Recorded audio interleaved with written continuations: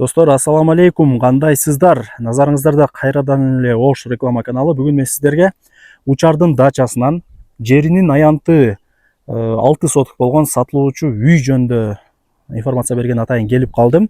Панорамный сонун жерде жайгашкан. И бул жерден Сулайман тоо, деги эле шаардын бурч-бурчтары көрүнүп турат.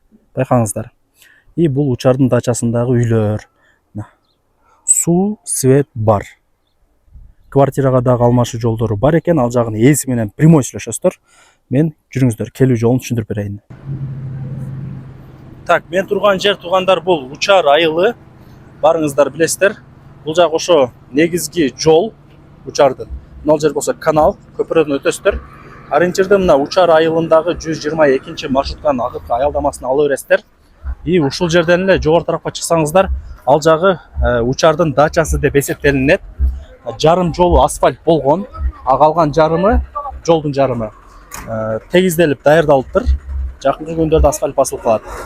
Ушул жерден баштап үйгө чейин 1 километр туугандар, жогору тарапка чыгыңыздар.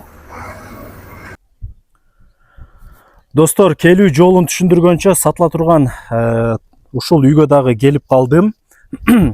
Бул жер туугандар мына көчө, байкаңыздар, көчө. Ушул көчөнүн эле мына тарабында сатылуучу үйдү көрө аласыздар. И ушул жерден дагы мына шаардын бурч-бурчтары өтө мыкты деңгээлде көрүнүп турат экен. Мына байкаңыздарчы. Ош шаары, мына Сулайман тоо, бардык райондор көрүнөт экен, Анан туугандар, бул жер шаарга карайт экен. Если ала турган болсоңуздар, шаардагы госрегистрден үйдү сиздерге өткөрүп берет. Мына жогору тарапка чыксаңыздар деле үйлөр көп. Мына жактарда эле участок экен.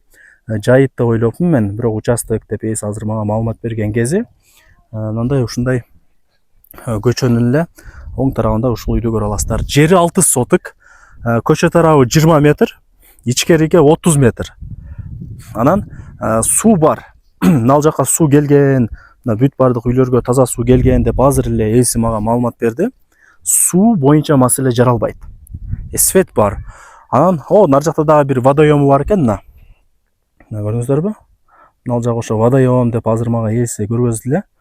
Демек, ошол жактан деле суу келет. И бул жактан деле суу, мына таза суу келген экен. Ишенбесеңиздер келип, мына кошуналарынан деле сурап көрөсүздөр. Үй 5 бөлмө, узун турасы 13/13, жери 6 соток. Документ маселесине келе турган болсок, документтери баары бар. Ээсинин номерин жазам, өзү менен прямой сүйлөшөсүздөр. Үй кирпич менен салынган. Колонна сейсмопоисттери бүт бардык орнотулган. Для себя, өзү үчүн салган экен туугандар. Азыр бардыгын детально түшүндүрдү мага. И бул жак кудук. 9 тонна шлангларын чыгарып койгон. Шагыл даяр. Мына темир тосмо менен тосулган. Азыр жүрүңүздөр, мына короо тарабында бир көргөзөйүнчү. Анан келип калган маалыматтарын берем. Мына бул жактар ошо мына жер ажаткан экен. Бул жактары тегиз. Жер кайсыл жерге чейин дей турган болсоңуздар, мына кошунаңыздардын зымы турат. Көрүп атасыздарбы? Ошол зым менен мындай болуп ушул жерге чейин болуп калат да. Бул жак, мына жер бир участок, анын нар жагы уже көчө. Ошол. Үйдү туугандар действительно өтө мощный салыптыр, мындай кокоюп теп-тегиз болуп кирпичтери да көрүнүп турат. Фундаменттери бийик, биринчиден. Экинчиден кирпич. Колонна сейсмопоисттарын көрүп атасыздар. Алган адам деле кийин өзү каалагандай кылып бүтүрүп алат. Квартирага дагы обмен бар. Ээсинин номерин жазганмын, ал жагын прямой ээси менен сүйлөшүп аласыздар.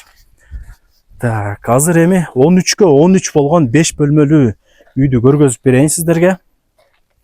Бул жер ошо негизги кирүүчү эшик болот, Кудай буйруса. Бул жактан киресиздер азыр. Мындай киргенде. Достор, үйдүн ичине кирип келдим. Бул жак ошо негизги кирүүчү эшик болот. Түшүнүп атасыздар,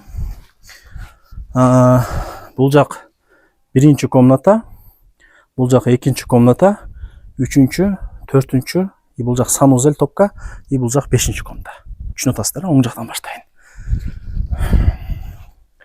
Так, жакшы. Эми кааласаңыздар 2 этажга деле улап аласыздар. Эми ал жак өзүңүздөрдөн, бул кухня экен. Бирок үй зыңк, караңыздар, теп-тегиз. Бул жак болсо Мынау жақтан эшик бар, сырттан кирсеңиздер бул жер топка болот, от жага турган. Мынау мен турган тарабын санузел кыласыздар.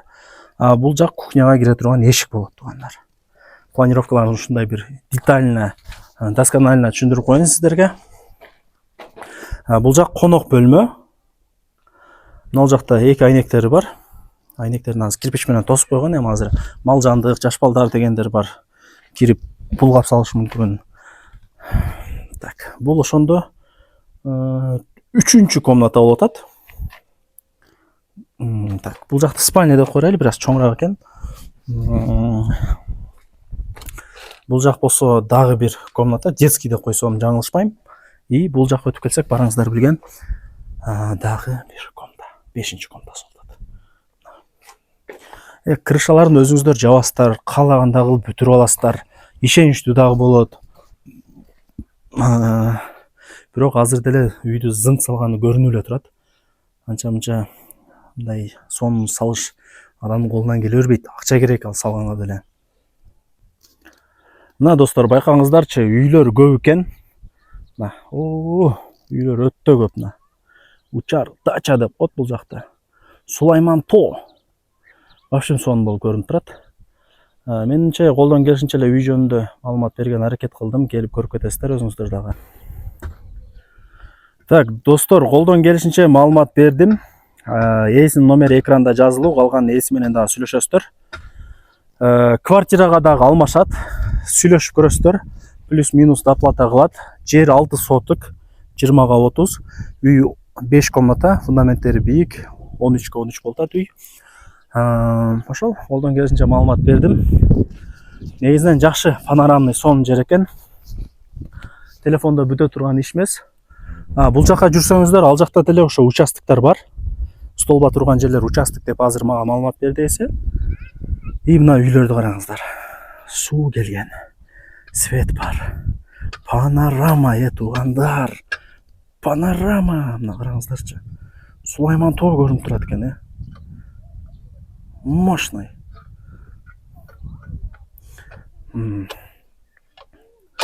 Үйдүн баасына келе турган болсок,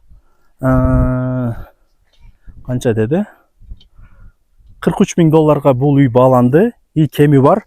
Ээсинин номерин жаздым, сүйлөшүп, содалашып ишти кыласыздар. Барыңыздарга ийгилик.